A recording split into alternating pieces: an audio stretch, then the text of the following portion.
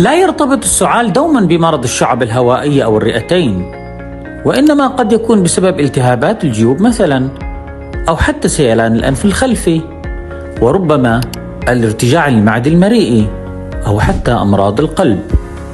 كذلك ينجم السعال عن جميع أنواع التحسس، مثلا التحسس للغبار أو المنظفات، أو حتى التحسس للروائح القوية كالعطور، وربما التحسس للتدخين.